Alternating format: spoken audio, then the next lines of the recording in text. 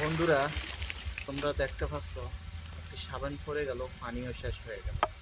কিন্তু এমন একটি টেকনিক খাটাইলো যে কিনা পানির অবস্থা কম হলো কিন্তু সাবানও শেষ হলো না।